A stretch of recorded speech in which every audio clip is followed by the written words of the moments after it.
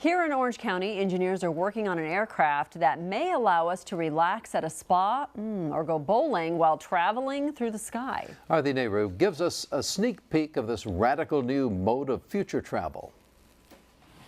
The Tustin blimp hangars used to warehouse airships that patrolled the Pacific coast during World War II. Now, a new generation of airships is about to emerge from this giant structure.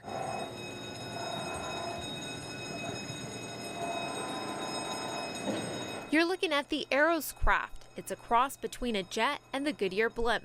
Mr. Igor Pasternak, who is the chief architect behind this aircraft, designed it to challenge and change the cargo industry. This is the cockpit where a pilot and co-pilot can operate the aircraft from just as they would in a regular plane.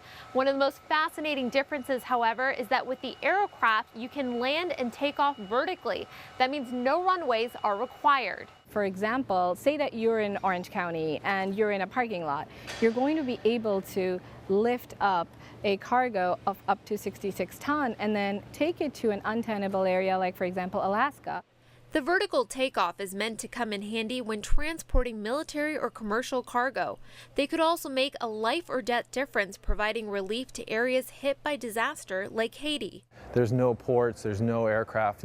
They couldn't take enough supplies in at one load, and a helicopter was all they could use.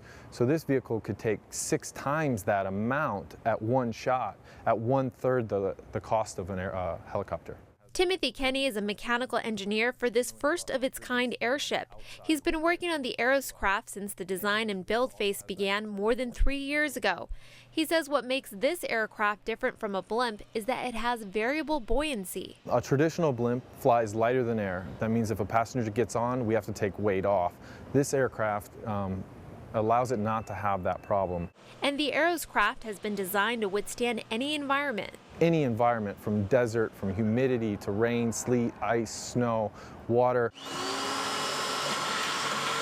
It's 260 feet long, it's about 100 feet wide, and 70 feet tall. This aircraft here is the 60-ton prototype.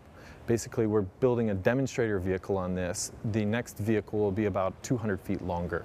This prototype is slated to be complete by November, and test flights will begin by the end of the year. The workload that this vehicle requires is very low. One pilot can actually fly this whole aircraft just fine. Besides transporting cargo, there have been talks about using the Aeroscraft in other ways. I mean, 66 tons of cargo could be anything. It could be a luxury hotel, it could be a cruise ship in the air, you know, a 300 passengers cruise ship, bowling alleys, the whole works. Nobody would get seasick. Although the Aeroscraft would travel much slower than a regular plane at about 115 miles per hour, Kenny predicts people would still want to use it as a luxury mode of travel. You could go from LA to San Francisco via a casino.